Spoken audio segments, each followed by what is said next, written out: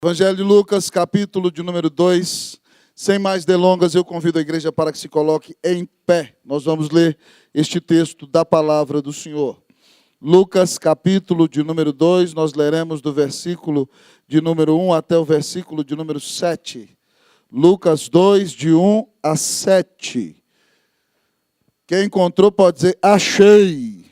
Quem não encontrou, diga, me ajude. A gente ajuda quem está do lado, não tem problema nenhum. Vamos ler a palavra de Deus, irmãos. Se você tem Bíblia, por favor, leia com a pessoa que está do seu lado e não a tem. Vira um retorno para mim, Netão, por favor. As crianças podem descer, irmãos, tá bom? Deus abençoe ricamente as crianças até 10 anos, podem descer para ouvir a palavra de Deus. Lá na porta estão as tias que irão levá-las. Lucas, capítulo 2, muito obrigado. Que diferença que faz. Lucas, capítulo 2, de 1 a 7. Assim diz a palavra do Senhor, ouça com atenção. Naqueles dias foi publicado um decreto de César Augusto, convocando toda a população do império para recensear-se. O primeiro recenseamento foi feito quando Quirino era governador da Síria. Todos iam alistar-se, cada um à sua própria cidade. José também subiu da Galileia, da cidade de Nazaré, para a Judeia, a cidade de Davi, chamada Belém, por ser ele da casa e da família de Davi, a fim de alistar-se com Maria, sua esposa, que estava grávida. Leiam todos comigo o 6 e o 7. Estando eles ali, aconteceu completarem-se-lhe os dias, e ela deu à luz o seu filho primogênito, enfaixou-o e o deitou numa manjedoura, porque não havia lugar para eles na hospedaria. Senhor, nós exaltamos teu santo nome neste início de noite. Toda glória seja dada ao nome do Senhor. Que amor maravilhoso é esse grande Deus, que faz com que teu filho desça da glória e se torne um de nós, mas sem pecado, para dar a sua vida em nosso favor na cruz. Muito obrigado, Deus, porque nunca ninguém nos amou como Jesus. É por isso que, ó Deus, ó Pai, em nossa igreja, nós paramos para cantar e louvar o Teu nome por causa deste amor maravilhoso. Pai, agora fala ricamente ao nosso coração, na meditação da Tua palavra, que compreendamos ainda mais este amor, que creiamos no Senhor e que haja grande alegria em nossos corações por andarmos com o Senhor Jesus. Traz salvação para a tua casa nesta noite, Santo Deus, e abençoa ricamente os nossos corações com a tua doce presença, a presença de teu doce Espírito. Isso te pedimos, confiados nos méritos, na autoridade, na bondade, no amor, no nome do Senhor Jesus. Amém. Assentai-vos, queridos.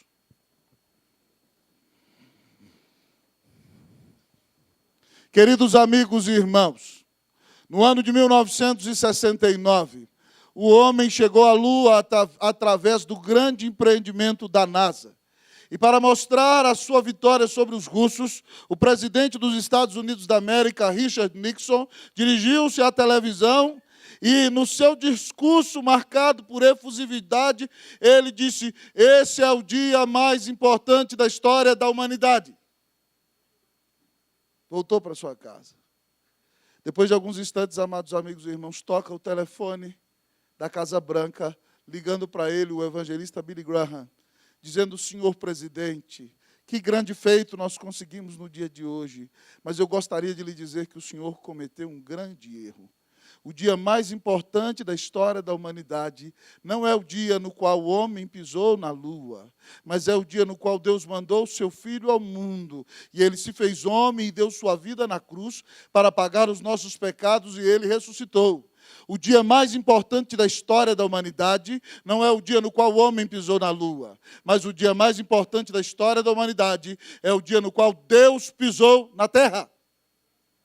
E esse texto que nós lemos, amados irmãos, nos mostra esse dia, o dia no qual Deus pisou na terra. E aqui nesse texto, no qual Lucas, amados irmãos, com muita clareza, de uma maneira confiável e histórica, narra o nascimento do Senhor Jesus, esse texto nos apresenta o Deus do Natal. O Deus do Natal. E a primeira verdade que ele nos diz é que o Deus do Natal é o Deus soberano. O Deus do Natal é o Deus soberano. Olhe para a sua Bíblia. Nós vamos ler o versículo de número 1 até o versículo de número 3. Eu vou ler o 1, vocês o 2 e o 3. Naqueles dias foi publicado um decreto de César Augusto, convocando toda a população do império para recensear-se. Vocês?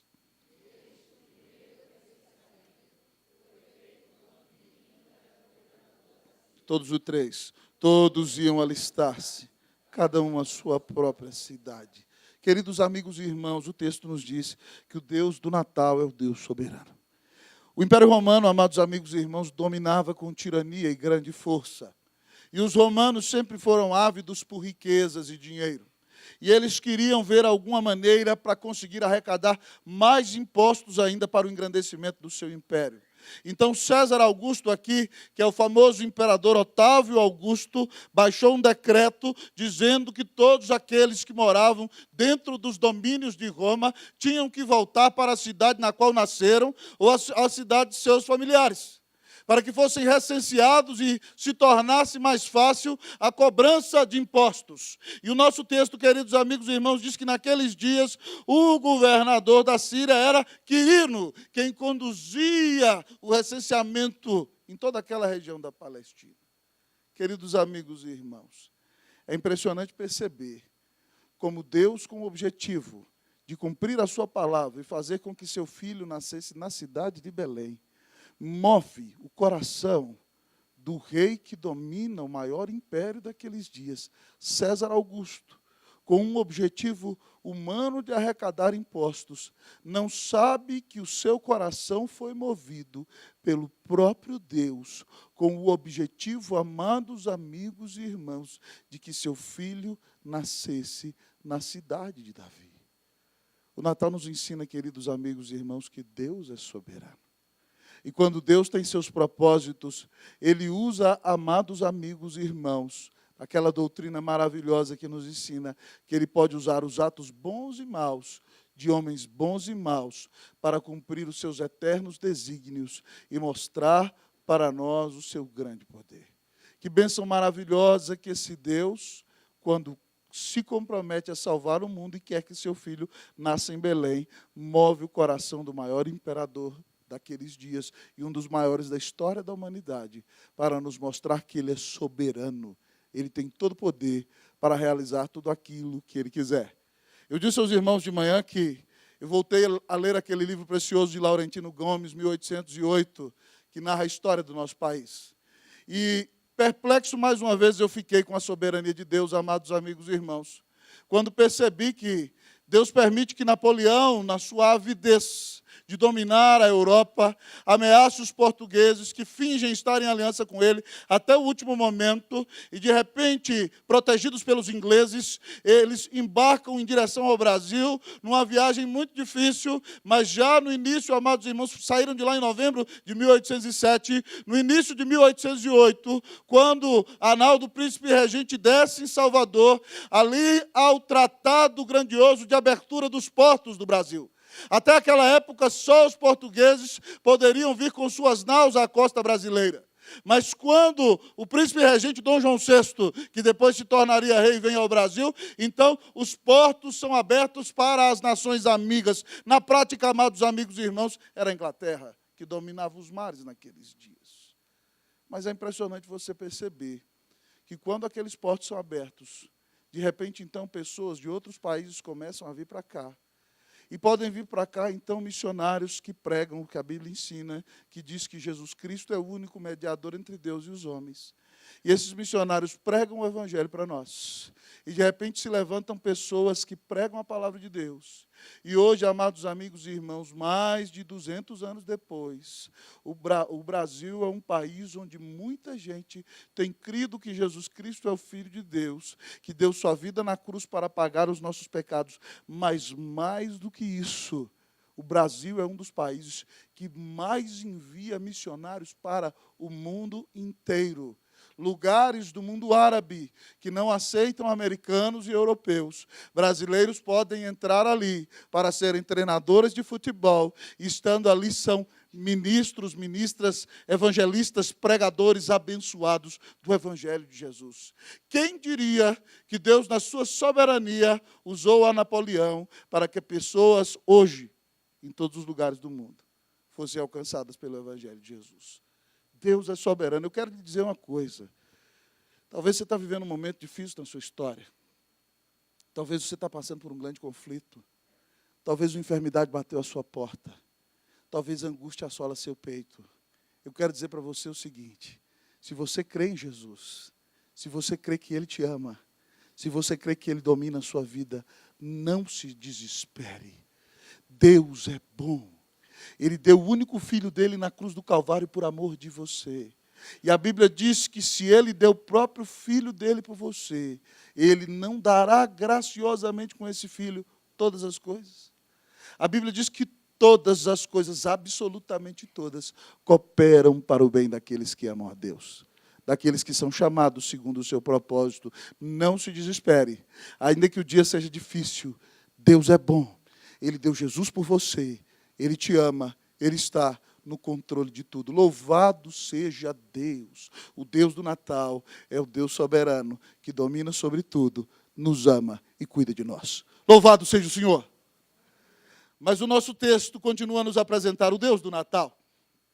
E ele diz para nós que o Deus do Natal, além de ser o Deus soberano, o Deus do Natal é o Deus fiel. O Deus do Natal é o Deus soberano, mas o Deus do Natal é o Deus fiel. Olhe para a sua Bíblia, olhe para a Bíblia. Nós vamos ler versículo 4 e 5. Versículos de número 4 e 5. Por favor, amados amigos e irmãos, leiam junto comigo, com alegria, versículos 4 e 5. Vamos lá? José também subiu da Galileia, da cidade de Nazaré para a Judéia, a cidade de Davi, chamada Belém, por ser ele da casa e família de Davi, a fim de alistar-se com Maria, sua esposa, que estava grávida. Queridos amigos e irmãos, é impressionante contemplarmos aqui neste texto a fidelidade de Deus. O texto diz que José sobe com Maria, sua mulher. Imagine aquela viagem, amados irmãos, de 2 dias. Maria com aquela grande barriga, prestes a dar à luz. Mas tudo isso para dizer que ele subiu de Nazaré a Belém, a cidade de Davi. Nos dias em que ela está para dar à luz, sabe por quê?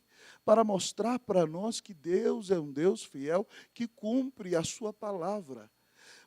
650 anos antes de Jesus nascer, Deus fez o profeta Miqueias, no capítulo 5, versículo 2, da sua profecia, anunciar o seguinte: e tu, Belém, és tão pequena para figurares entre as maiores de Judá, pois eis que de ti nascerá o guia, aquele que há de apacentar o meu povo de Israel. 650 anos depois, Deus tira José de Nazaré e o leva a Belém para mostrar para nós que tudo aquilo que ele diz em sua palavra é confiável. Também sucede o mesmo com José, meus amados amigos e irmãos. Maria ficou grávida, e é verdade, é do Espírito Santo. Se Deus tem poder de criar o mundo com a sua palavra, quanto mais o Espírito Santo gerar um bebê naquela preciosa santa serva do Senhor. Mas José, amados irmãos, ama tanto a Maria, não sabe de quem é o filho. Ele faz um plano: vou fugir, para que todos pensem que ela está grávida de mim, eu a abandonei, e não seja necessário que ela seja infamada ou apedrejada.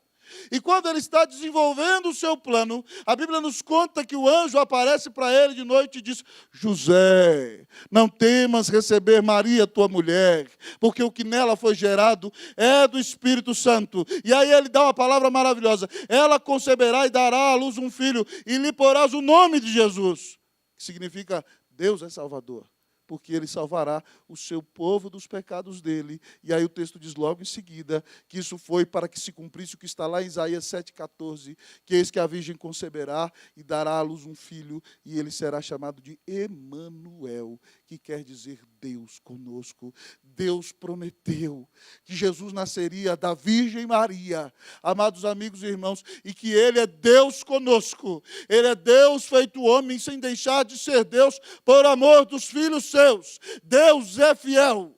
Tudo aquilo que Ele promete em sua palavra, Ele cumpre. E também pela boca de Isaías, ele prometeu que Jesus daria a sua vida na cruz do Calvário por amor de nós. 700 anos antes de Jesus nascer, Isaías é quem pinta um lindo quadro com maior clareza da morte do Senhor Jesus na cruz.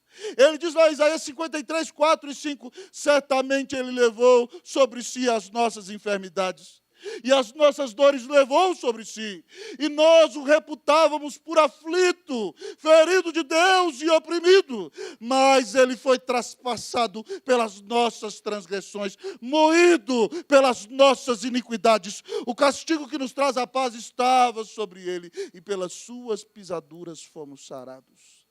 Deus disse que mandaria Jesus na cruz para morrer no teu lugar e no meu, para que nós não precisássemos receber a ira eterna de Deus, para que nós não fôssemos lançados no inferno, mas para que pudéssemos ser perdoados de nossos pecados. E esse mesmo Deus, querido amigo e irmão, que cumpriu todas as suas promessas, ele diz que amou ao mundo de tal maneira que deu seu Filho unigênito, para que todo aquele que nele crê não pereça, mas tenha vida eterna. A Bíblia diz que não por causa das tuas próprias obras, mas por causa do que Cristo fez na cruz, hoje você pode ter certeza da vida eterna. Mas para isso você precisa se arrepender dos teus pecados e crer que Jesus Cristo é o Filho de Deus. Crer no que Paulo diz lá em 1 Timóteo 2,5, que há um só Deus e um só mediador entre Deus e os homens, um só, Jesus Cristo, o homem. A Bíblia diz isso. Paulo também diz em 1 Timóteo 1,15, fiel é esta palavra e digna de toda aceitação, que Cristo Jesus veio ao mundo para salvar os pecadores, dos quais eu sou o principal. Se você é pecador, eu sou mais do que você, certamente. Mas eu quero lhe dizer, se você se arrepende dos seus pecados e crê que Jesus Cristo deu a vida na cruz no seu lugar e pede a Ele, Senhor, me perdoa da vida que tenho levado longe de Ti. Eu creio que Tu és o Filho de Deus. Eu creio que Tu és o Senhor. Eu entrego hoje a minha vida a Ti e quero que domines meu coração. A Bíblia diz que se você invocar o nome do Senhor e crer nele, como a Bíblia diz que você deve crer, você será salvo. Deus baterá o martelo no tribunal do seu coração, dizendo, eu te declaro justo. Mas, além disso, sua vida pode ser cheia de paz e alegria, porque você tem habitando dentro de você, quando crê, o próprio Espírito Santo de Deus. Você quer o perdão de Deus para a sua vida? Você quer a paz de Deus para a sua vida? Você quer a alegria de Deus para você? Nessa noite o Senhor te oferece tudo isso. Basta que você se arrependa dos seus pecados e diga, Jesus, eu creio que Tu és o Filho de Deus.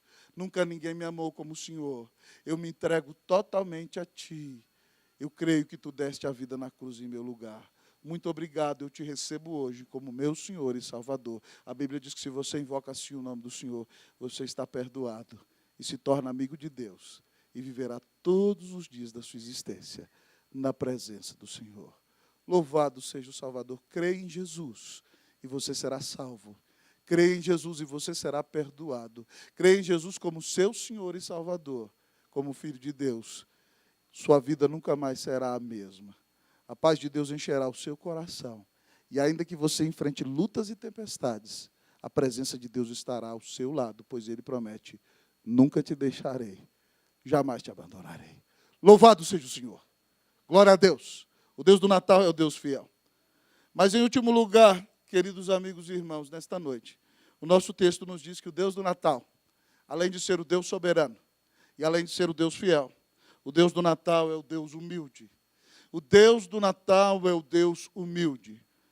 Repita comigo, vamos lá? O Deus do Natal é o Deus humilde. Versículo de número 6, e eu vou ler, você lerá o 7. Estando eles ali, aconteceu completarem-se-lhe os dias. Vocês, o 7.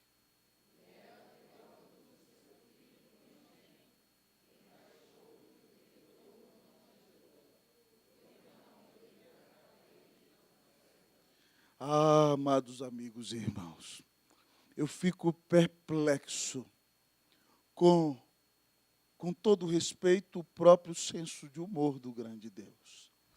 Porque nós homens valorizamos coroas, palácios, honrarias e grandezas. Mas quem está nascendo aqui é simplesmente o menino mais importante da história da humanidade. E quando ele chega, queridos amigos e irmãos, na cidade de Belém, por causa do recenseamento, todas as hospedarias, lembre-se que em Jerusalém não tem o Hyatt ainda, nem o Marriott, certo? Nem o Caesar Palace, onde você costuma ir, nem o Ibis, não tem. Não tem. Naqueles dias existem hospedarias onde as pessoas ficam. E como todo mundo foi recensear-se, a cidade está lotada. Mas o coração humano é tão duro que não há ninguém capaz de receber aquele casal cuja esposa está a ponto de dar à luz. E não se lhe encontra lugar, mas eu imagino que em uma hospedaria alguém disse, não há lugar algum, está tudo lotado. E o dono disse para José, o único lugar que eu tenho, moço, é lá na estrebaria. Lá onde estão as vacas, os burros, os bodes, os asnos, os cavalos, você tope para lá. E José com Maria já gritando, irmãos, eu sei o que é isso. A mulher ali gritando, de repente a ponto de romper a bolsa. E José falou, moço, qualquer coisa para mim está bom. E aí, de repente, então, eles levam Maria correndo para a estrebaria. E eu não sei se eles botaram um lençolzinho ali em cima do monte de feno, mas a Bíblia diz que quando ela completou os seus dias, ela deu à luz ao seu primogênito, Jesus, o Filho de Deus, enfaixou e deitou numa manjedoura. O berço de Jesus não foi de ouro, o berço de Jesus foi um coxo, amados amigos e irmãos, onde comiam porcos e outros animais, porque não havia lugar para eles na hospedaria. Mas é impressionante ver como Deus é o Deus que exalta a humildade. Deus, apesar de ser o maior do universo, mostra-se para nós como um Deus humilde. Jesus é Deus e ele disse, aprendei de mim, que sou manso e humilde de coração, e achareis descanso para a vossa alma, porque o meu jugo é suave e o meu fardo é leve. Ó, queridos amigos e irmãos, enquanto homens valorizam coisas importantes deste mundo, o Senhor nos ensina a valorizar a humildade. E esse é o Deus que está no controle da história. Amados amigos e irmãos, todos os soberbos que se levantaram contra o Senhor Jesus e o seu povo caíram. Lá pelo final do século IV da era cristã, assumiu o Império Romano Juliano, o último imperador pagão. E ele se propôs a destruir todos os cristãos. E começou a matar os cristãos do Império Romano. E ele disse que aniquilaria o cristianismo. Mas quando está para morrer doente, na sua cama, prestes a morrer, ele levanta em sua mão e diz, tu venceste, ó Galileu, e morre. Ele é humilhado diante do Senhor. O grande pensador francês Voltaire, da época do Iluminismo, disse nos seus dias que o cristianismo não duraria mais 100 anos. Voltaire morreu. E a casa na qual ele morava hoje é a sede da Sociedade Bíblica da França. Uau! Para que nós entendamos que Deus abate os soberbos, mas exalta os humildes. Ah, queridos amigos e irmãos, se nós queremos conhecer a paz de Deus, a Bíblia diz, humilhai-vos na presença do Senhor, e Ele vos exaltará. Talvez você está aqui dizendo, esse pastor está falando aí, parece até bonito, mas quem sabe da minha vida sou eu. Eu quero lhe dizer o seguinte, humilhe-se hoje diante do Senhor. A Bíblia diz que Deus resiste ao soberbo, mas dá graça aos humildes. A Bíblia diz mais, amados amigos e irmãos, que Deus abomina o soberbo, está a ponto de vomitá-lo da sua boca. A Bíblia diz mais, a soberba precede a ruína e a altivez de espírito a queda. Se você, meu querido amigo e irmão, quer de fato a salvação e o perdão de Deus, ouça Jesus dizer, vinde a mim todos vós os que estáis cansados e sobrecarregados, e eu vos aliviarei. Deixe de lado a sua soberba. Humilhe-se diante do Senhor. Diga, Jesus, eu preciso de Ti. Assume hoje o controle da minha vida, do meu coração, do meu casamento, do meu relacionamento com os meus filhos. Humilhe-se hoje na presença do Senhor e você verá como Ele trará restauração para a sua vida. O Deus do Natal é um Deus que exalta a humildade e nos chama a que nos humilhemos diante da sua santa e gloriosa presença. Hoje, queridos amigos e irmãos, nós podemos conhecer ainda mais o Deus do Natal, confiando na sua soberania, sim, confiando na sua fidelidade, humilhando-se depois de sua humildade, acreditando de fato que nunca ninguém nos amou como o Senhor. Termino citando o apóstolo Paulo em Romanos 5,8. Mas Deus prova o seu próprio amor para conosco, pelo fato de haver Cristo morrido por nós, sendo nós ainda pecadores. Cristo morreu na cruz para pagar os teus pecados. Se arrependa hoje de andar longe de Deus. Creia nele. E a Bíblia diz que você será salvo.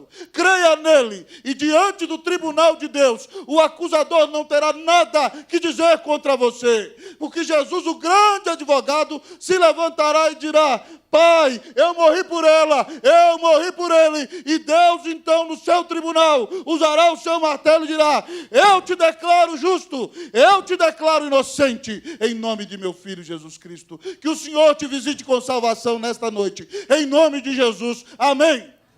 Vamos orar.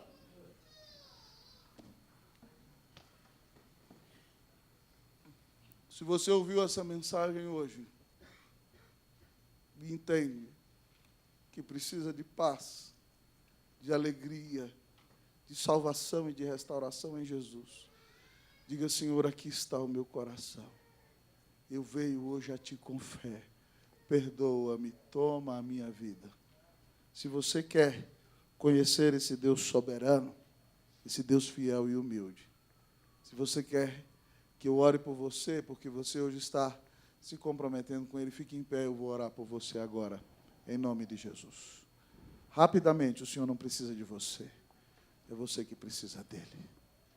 Coloque-se em pé. Que Deus abençoe. Amém. Alguém mais que queira que deseje que nós oremos por Ele? Louvado seja Deus.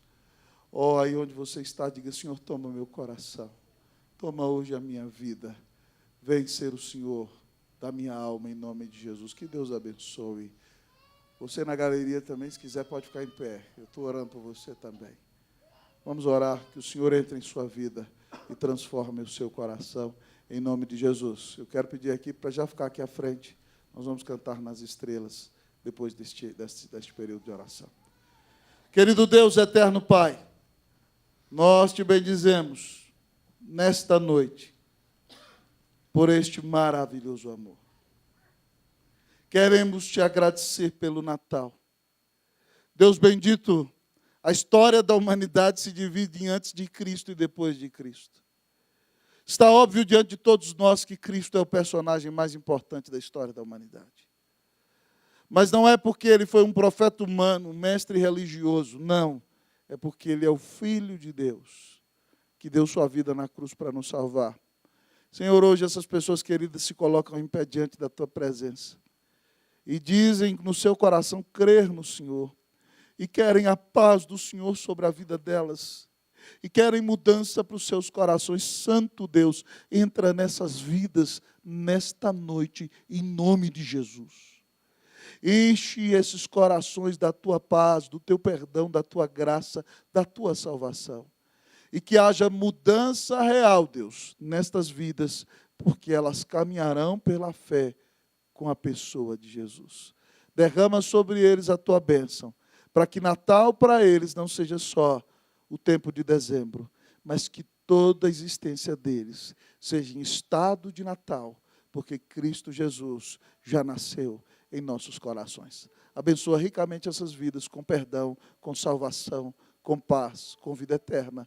Nós oramos em nome de Jesus. Amém. Toda a igreja coloque-se.